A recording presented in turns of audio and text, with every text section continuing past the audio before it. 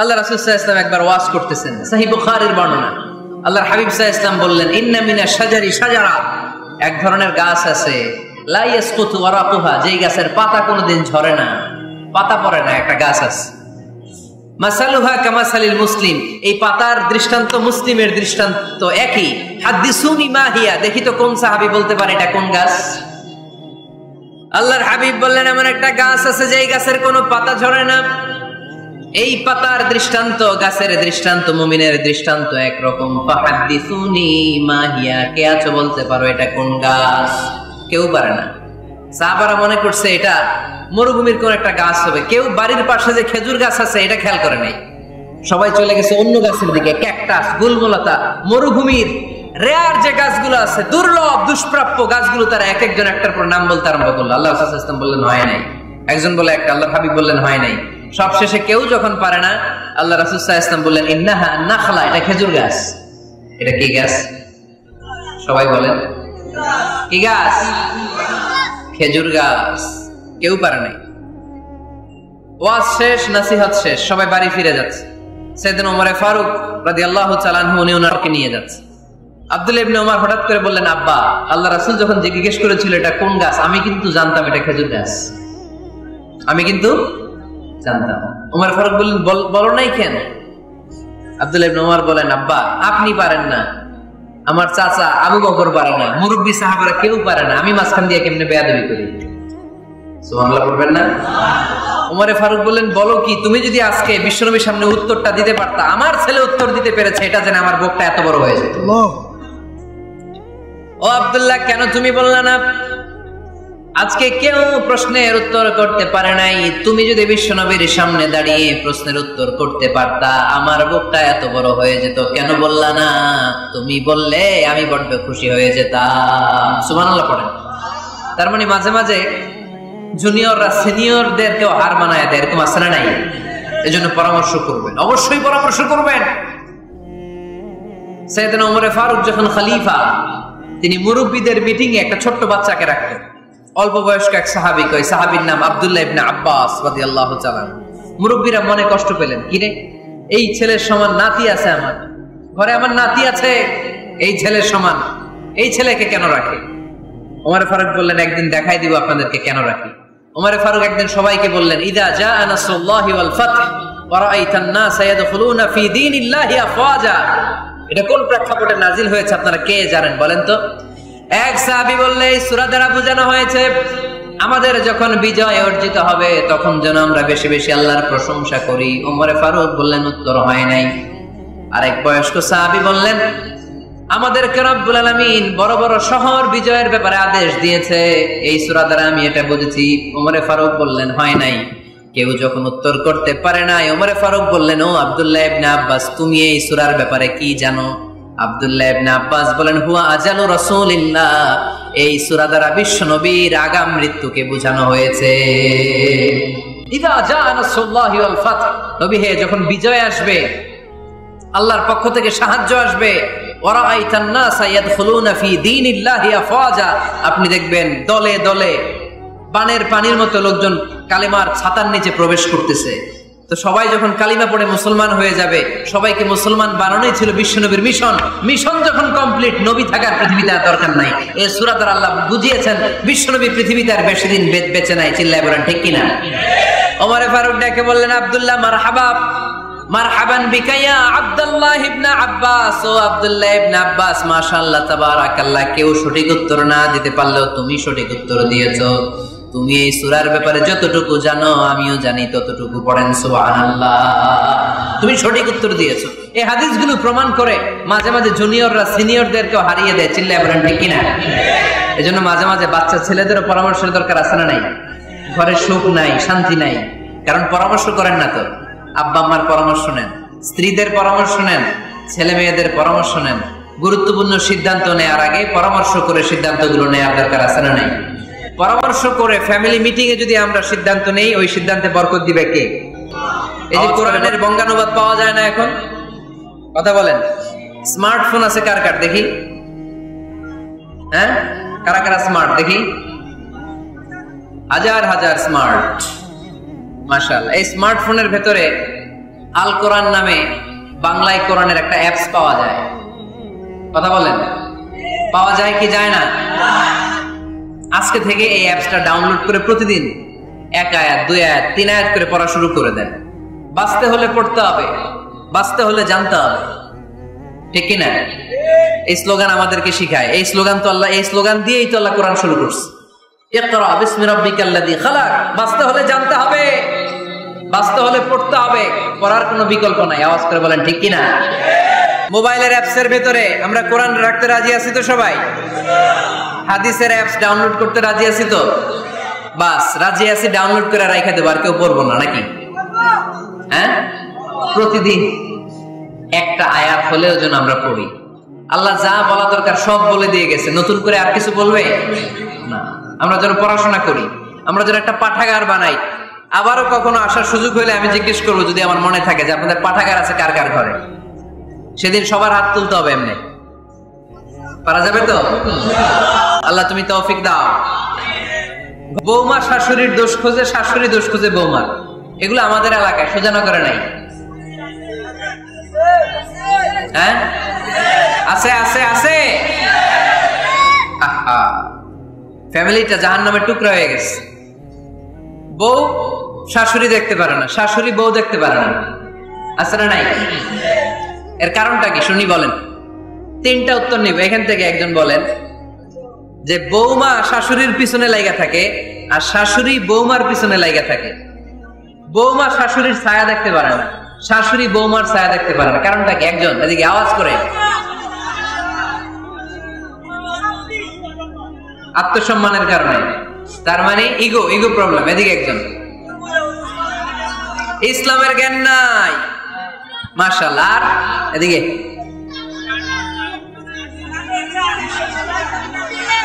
Star জলসা পাওয়া গেছে। Star জলসায় যা দেখায় ওইটাই ঘরে চলে না? স্টার জলসা হচ্ছে কেমন করে শাশুড়ির সাথে বউয়ের গিরিঙ্গি লাগানো যায়, এটার প্রশিক্ষণ, ঠিক কিনা? ভয়ঙ্কর। তাহলে এগুলো দেখা বাদ দিতে হবে। এগুলো যতক্ষণ ঘরে থাকবে হবে না, হবে না। রিমোট কন্ট্রোল কেড়ে নিবেন, কেড়ে নিয়ে মাইল লাগাই দিবে।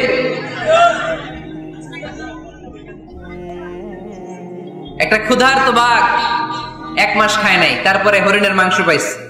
ওই বাঘের বুঝ দিলেও বাঘের কাছ থেকে হরিণের মাংস টেনে নেওয়া যায়, কিন্তু আমাদের মা বোনদের হাত থেকে হিন্দি সিরিয়ালের জন্য টিভির রিমোট কন্ট্রোল কেড়ে নেওয়া যায় না। দিবে না রিমোট কন্ট্রোল। এই জন্য আপনাদের কথা অনুযায়ী এই জি বাংলা স্টার জলসা হিন্দি সিরিয়াল হচ্ছে বৌমা শাশুড়ির গিরিঙ্গি বা দ্বন্দ্বের প্রধানতম কারণ। তাহলে হিন্দি সিরিয়ালকে ঝাড়ু পেটা করে বের করে দিতে হবে। এগুলোর সাথে মুসলিম পরিবারের কোনো সম্পর্ক। ইদা দাখালতুম বুয়ুতান ফাসাল্লিমু আলা আনফুসিকুম, ঘরে ঢুকেই সালাম দাও। সালাম মানে শান্তি। সালাম দেই না, এজন্য ঘরে শান্তিও নাই, ঠিক কিনা? আজকে যে সালাম দেওয়া যাবে না, বাসায় যে ভাবির আগে সালাম দিবেন, পারবেন না? ভাবি আগে দিতে হবে। কে আগে দিবে শুনি? আপনি আগে। তুমি বিয়ে করছো নি? হ্যাঁ, আগে আগে সালাম দিবে। রাজি আছেন? ঘরে ঢুকেই সালাম। বাবা দিবে ছেলেকে সালাম, ছেলে দিবে বাবাকে সালাম। স্বামী দিবে স্ত্রীকে সালাম, স্ত্রী দিবে স্বামীকে সালাম, ভাই দিবে বোনকে সালাম, বোন দিবে ভাইকে সালাম। সালাম মানে শান্তি। সালাম নাই, এজন্য ঘরেও শান্তি নাই। চিল্লায় বলেন ঠিক কিনা? এজন্য আল্লাহ বললেন তোমার ঘরে যখন তুমি ঢুকবা, ফাইদা দাখালতুম বুয়ুতা ফাসাল্লিমু আলা আনফুসিকুম, তোমরা নিজেদেরকে সালাম দাও। তাহিয়াতাম মিন ইনদিল্লাহ, এটা আল্লাহর পক্ষ থেকে অভিবাদন পদ্ধতি। মুবারাকাতান তাইয়্যিবা, সালামের মধ্যে আছে বরকত, এটা পবিত্র। এজন্য ঘরে যদি আমরা সালামের প্রচার প্রসার বাড়াই, আমাদের ঘরগুলোরে শান্তিময় করবে কে? এটা হচ্ছে নিজেদের ঘর। নিজেদের ঘরে ঢুকলাম, সালাম দিলাম। অন্যের ঘরে তার সালাম টালাম লাগবে না, না? অন্যের ঘরেও লাগবে। সে আদেশ কোরআনের ভেতরে আছে না নাই? রব্বুল আলামিন বলেন, ইয়া আইয়ুহাল্লাযীনা আমানু লা তাদখুলু বুয়ুতান গায়রা বুয়ুতিকুম হাত্তা তাস্তানিসু ওয়া তুসাল্লিমু আলা আহলিহা। সুবহানাল্লাহ পড়েন। আল্লাহ ডেকে বললেন, ও ঈমানদার, ও বিশ্বাসীরা, অন্যের ঘরে যখন তোমরা প্রবেশ করবা, খবরদার প্রবেশ করার আগে অনুমতি নিয়ে নাও। অনুমতি নেওয়ার পাশাপাশি ঘরে ঢোকার আগে সালাম দিয়ে দাও। সুবহানাল্লাহ পড়ো। তাহলে নিজের ঘরে ঢুকি আর অন্যের ঘরে ঢুকি, ঢুকে কি দিব? আওয়াজ করে বলতে হবে, কি দিব? সালাম। আমি আপনাদেরকে সালাম দেই, উত্তর দেন, আসসালামু আলাইকুম ওয়া রাহমাতুল্লাহ। এবার আপনারা আমাকে সালাম দেন, আমি উত্তর দিব, ওয়া আলাইকুম আসসালাম ওয়া রাহমাতুল্লাহ। পারা যাবে নাকি বলবেন আমি বউরে কেন দেব, উনি না আমার আগে দিবে? আমি জামাই, আমি স্বামী, আমি হাজবেন্ড। আচ্ছা, হাজবেন্ডে কি বলেন সিলেটি ভাষায়? স্বামীরে জামাই কইতাইনি, জামাই। তো জামাই আগে দিবে না বউ আগে দিবে? হ্যাঁ বলেন, আমি আগে দিব। কে আগে দিবে? আমি। আগে আগে সালাম দেন।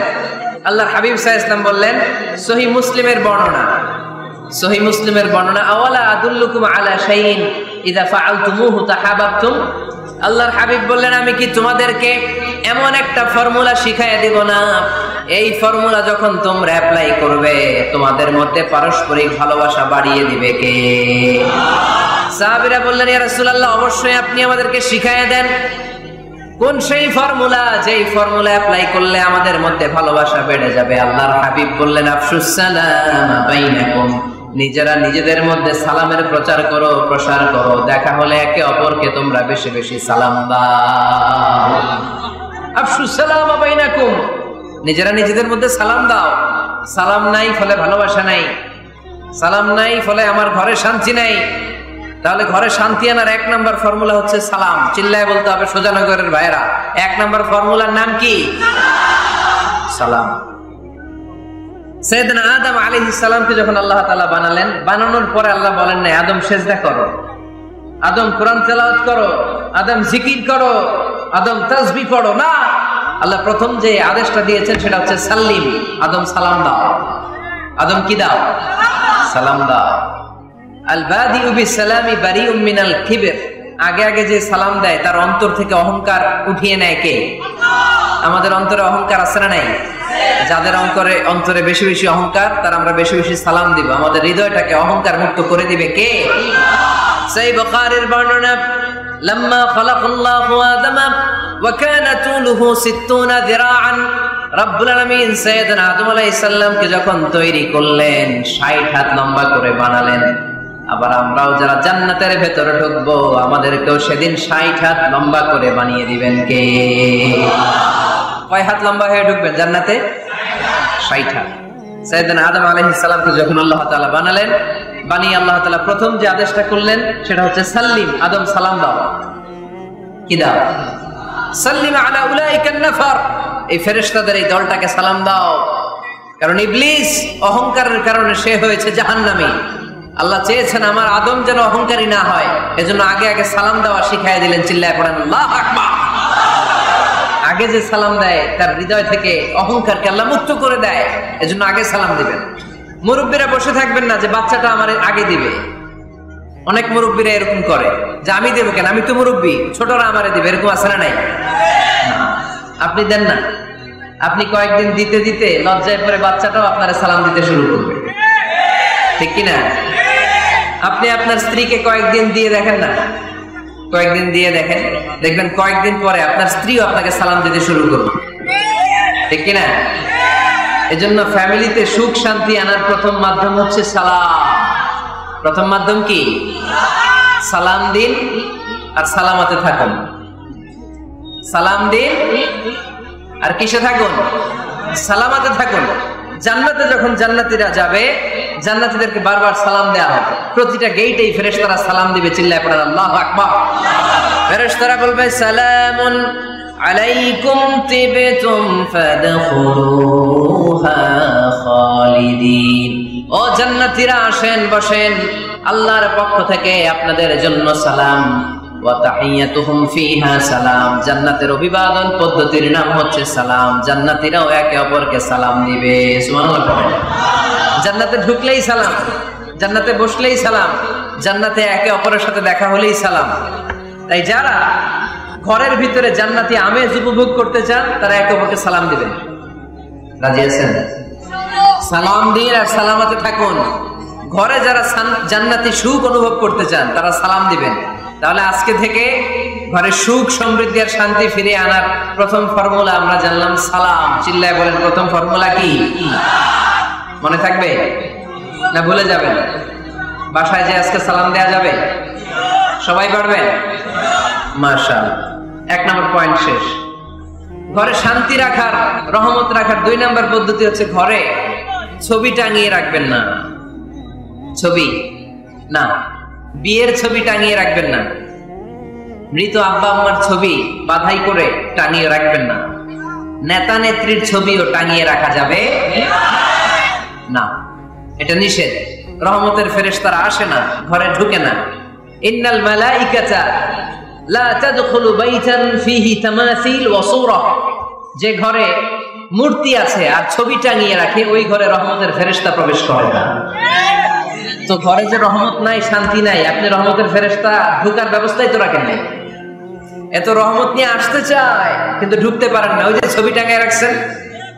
এজন্য সুজানগরের ভাইয়েরা, আমাদের সুজানগরে যদি কারো ঘরে বিয়ের ছবি, আব্বা আম্মার ছবি, ফ্যামিলি গ্রুপ ছবি বা নেতা নেত্রীর ছবি থাকে, আজকে খুলে ফেলা যাবে না?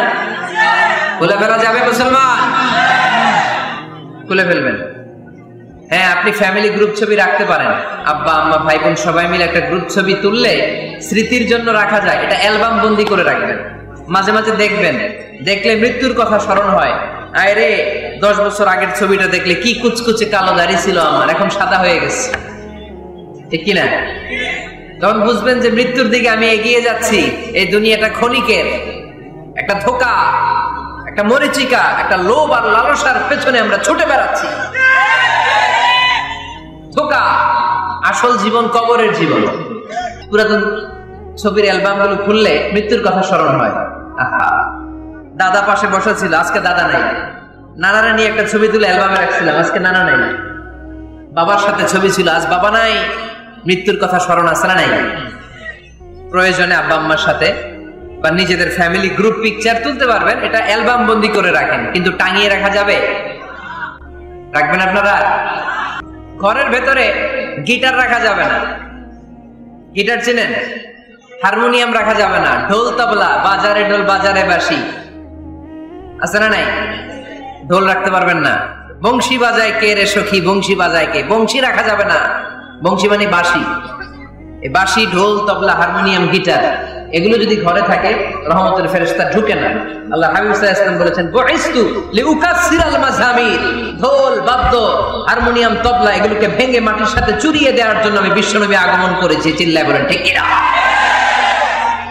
এজন্য আল্লাহর হাবিব বললেন, ইন্নাল মালাইকাতা লা তাদখুলু বাইতান ফিহি তামাসিল ওয়া সূরা। মুসনাদে আহমদ ইবনে হাম্বলের হাদিস। আল্লাহর রহমতের ফেরেশতারা ওই সমস্ত ঘরে কশিন কালেও প্রবেশ করে না যেই ঘরে ছবি টাঙানো আছে আর আছে মূর্তি। কথা বুঝতে পেরেছেন? তাহলে এগুলো রাখা যাবে না। হিন্দি সিরিয়াল দেখা যাবে না, ঠিক কিনা? এমনও ফ্যামিলি আছে বাবা ছেলে একসাথে বসে হিন্দি সিরিয়াল দেখে, ইন্ডিয়ান নায়িকাদের কোমর দুলানো ডান্স দেখে, আছে না নাই? সিরিয়ালের জন্য পাগল এদেশের মেয়েরা। আলহামদুলিল্লাহ, এদের মধ্যে এখন পরিবর্তন হইতেছে। এরা এখন ওয়াজ দেখা শুরু করতেছে, ঠিক কিনা? তার মানে এই তাফসীর মাহফিলগুলোর সফলতা আছে না নাই? আছে, আল্লাহর মেহেরবানি। অনেক বোনরা বলে, হুজুর আগে সিরিয়াল দেখতাম, এখন ওয়াজ দেখি। আলহামদুলিল্লাহ করবেন না? হিন্দি সিরিয়াল দেখবেন না, অশ্লীল নাটক দেখবেন না। টেলিভিশনে হিন্দি সিরিয়াল, হিন্দি সিনেমা, অশ্লীল নাটক দেখলে রহমতের ফেরেশতারা ওই ঘরে প্রবেশ করে। তাহলে কি দেখবেন? টিভিতে কি দেখবেন বলেন? হ্যাঁ, ফিতা দেখতে হয়, ওয়াজ দেখতে হয়নি। আচ্ছা, টিভিতে আপনারা ইসলামিক প্রোগ্রামগুলো দেখবেন, রমাদানে অনেক ইসলামী প্রোগ্রাম করে টেলিভিশন চ্যানেলগুলো, এগুলো দেখবেন। সৌদি আরবের সরাসরি লাইভ প্রোগ্রাম, এগুলো দেখবেন। জিওগ্রাফিক্যাল চ্যানেল আছে, দেখবেন। অ্যানিমেলস কিংডম দেখবেন, আফ্রিকার জঙ্গলে কত ধরনের প্রাণী পাওয়া যায়, সাগরের অতল গহ্বরে কি ধরনের মাছ আল্লাহ সৃষ্টি করে রেখেছে, সি ওয়ার্ল্ড আমরা জানি না, সাগরের অতল গহ্বরের রাজ্য কেমন। অ্যানিমেলস কিংডম আর জিওগ্রাফিক্যাল চ্যানেল, এগুলো দেখবেন। টক শো দেখতে পারেন, নিউজ দেখতে পারেন। এমন প্রোগ্রামগুলো দেখেন যেগুলো শিক্ষণীয়, নিজেকে জ্ঞানী ও আলোকিত করে গড়ে তুলতে সহায়তা করে, এমন প্রোগ্রামগুলো দেখবেন। আওয়াজ করে বলেন ঠিক কিনা? এর বাইরে হিন্দি সিরিয়াল, নাচানাচি, রূপবানে নাচে কোমর দুলায়া, আছে না নাই? ফেরেশতারা বলবে তগরে পিটামো আমরা জুলায়া, এগুলো দেখা যাবে, তাহলেই শান্তি আসবে। তাহলে সালামের পরে 2 নাম্বার যে ফর্মুলা জানলাম, ছবি টাঙিয়ে রাখা যায় না, ঘরে মূর্তি, কুকুরের মূর্তি, শোপিস রাখা যায় না, হিন্দি সিরিয়াল, অশ্লীল নাটক, গান বাজনা, এগুলো ঘরে দেখা যাবে না। এগুলো দেখলে আল্লাহর রহমত ঘরের ভেতরে প্রবেশ করবে না। একসাথে ইফতারি করবেন, আলাদা আলাদা ইফতারি করবেন না। একসাথে ইফতারি করলে বরকত দেয় কে? আল্লাহ হাবিব সাল্লাল্লাহু আলাইহি ওয়াসাল্লাম বলেন, কেউ যদি কাউকে ইফতারি করায় তাহলে রোজাদারের যত সওয়াব, যিনি ইফতারি করালো তারও তত সওয়াব। সাহাবারা বলেন, আমাদের তো এত সম্পদ নাই যে মানুষকে ইফতারি করাবো। আল্লাহর হাবিব সাল্লাল্লাহু আলাইহি ওয়াসাল্লাম বলেন, ওয়ালাউ বিতামরা, একটা খেজুর দিয়েও যদি করাও এই সওয়াব পাবা। ওয়ালাউ বিআযকাতি লাবান, এক ঢোক দুধ দিয়েও যদি করাও, ওয়ালাউ বিশারবাতি মা, এক ঢোক পানি দিয়েও যদি করাও, এই সওয়াব পাবা। আপনি আপনার ভাই বোন একসাথে ইফতারি করতে বসেছেন, আপনার প্লেট থেকে একটা পেঁয়াজও আপনার ভাইয়ের প্লেটে দিবেন, ওই সওয়াব পাবে। আপনার ভাই একটা খেজুর আপনার প্লেটে দিবে, ওই সওয়াব পাবে। সুবহানাল্লাহ কইবেন না? তাহলে ঘরে সুখ শান্তি ফিরে আনার 4 নাম্বার ফর্মুলা, একসাথে খাবার খান। একসাথে খাবার খেলে হৃদ্যতা বাড়ে, সম্পর্ক বাড়ে। খাবার শুরু করবেন বিসমিল্লাহির রহমানির রহিম দিয়ে। কি দিয়ে? কোন হাতে খাবেন? বা হাতে, তাই না? চিল্লায় বলেন, কোন হাতে? ডান হাতে। বিসমিল্লাহ বলে খাওয়া শুরু করবেন, ডান হাতে খাবেন। খাওয়া শেষে পড়বেন আলহামদুলিল্লাহ। খাওয়ার পরে কি পড়বেন? খবরদার রান্নার বদনাম করবেন না কখনো। রান্নার বদনাম করেন নাকি? এটা ঝাল হয়েছে, ওইটা মজা হয় নাই, এটা টক হয়েছে, এটা লবণ হয় নাই, এরকম আছে না নাই? লবণ হয় নাই, বউরের তালাক দিছে, এরকম আছে না নাই? রান্না একটু ভালো হয় নাই, ঝাল হয়ে গেছে বেশি, বউরে মায়ের সুদ, এরকম ডাকাইতেছে না নাই? মা আবা রাসূলুল্লাহ সাল্লাল্লাহু আলাইহি ওয়াসাল্লাম তুআমান ক্বাত্তু, আল্লাহর হাবিব সাল্লাল্লাহু আলাইহি ওয়াসাল্লাম কখনো কোন রান্নার বদনাম করতেন না। ইনিশতাহাহু আকালাহু, বুখারীর বর্ণনা। ভাল লাগলে খেতেন, ভাল লাগতেছে আরো খেতেন, আরো খেতেন। ওয়া ইন কারিহাহু তারাকা, ভালো না লাগলে রেখে দিতেন, ওর দিকে তাকাইতেন না। কিন্তু কখনো বলেন নাই লবণ হয় নাই, কখনো বলেন নাই ঝাল বেশি হয়েছে, কখনো বলেন নাই রান্নাটা মজা হয় নাই। সুবহানাল্লাহ পড়বেন না? কি রাসূল ছিলেন আমার। এজন্য রান্নার বদনাম করবেন না, একসাথে মিলেমিশে খান, বরকত বাড়ায় দিবে কে? ঘরে কোরআন তেলাওয়াত করুন। কি তেলাওয়াত? কোরআন তেলাওয়াত নাই, ঘরে তেলাওয়াত নাই, ফজরের পরে তেলাওয়াত নাই, সব ঘুম আর ঘুম, আছে না নাই? তো রহমত বরকত ঢুকবে কেমনে? ঘরে কোরআন তেলাওয়াত করুন। হাজবেন্ড তার ওয়াইফকে কোরআন তেলাওয়াত শোনাবে, ওয়াইফ তার হাজবেন্ডকে শোনাবে, বাবা তার সন্তানকে শোনাবেন, সন্তান বাবাকে শোনাবেন। প্রতি মাসের জন্য একটা সূরাকে নির্ধারণ করুন যে আমরা সবাই মিলে এই মাসে এই সূরাটা মুখস্থ করব। পারা যাবে? আওয়াজ করে বলেন তো, সূরাতুদ দুহা এটা কি খুব বড় সূরা? কথা কয় না। সূরাতুদ দুহা কি বড় সূরা না ছোট সূরা? তো এক মাসে কি এই সূরাটা মুখস্থ করা যাবে না? কথা বলে। ওয়াত্তিনি ওয়াজ-যাইতুন ওয়া তুরি সিনিন, এটা কি বড় সূরা? এক মাসে পারা যাবে না? প্রতি মাসের জন্য একটা করে সূরা নির্ধারণ করুন।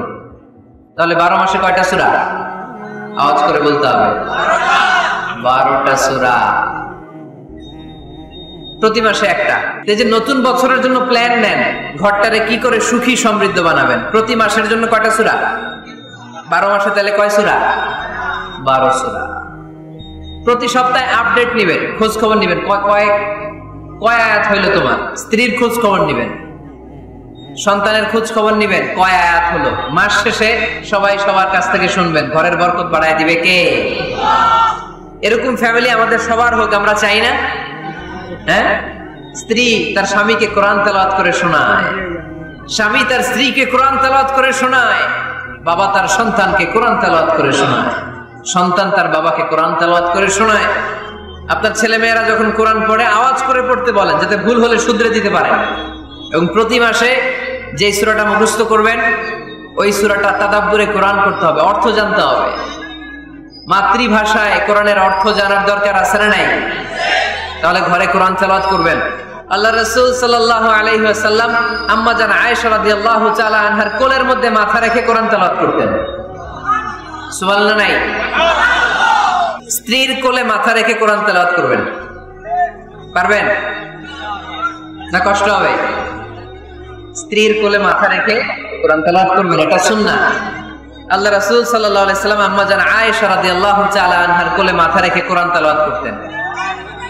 আম্মা জান আয়েশা রাদিয়াল্লাহু তাআলা আনহা বলেন, কানা রাসূলুল্লাহ সাল্লাল্লাহু আলাইহি ওয়াসাল্লাম ইয়াকরাউল কুরআন ওয়া রাসুহু ফি হাজরি ওয়া আনা হায়েদ।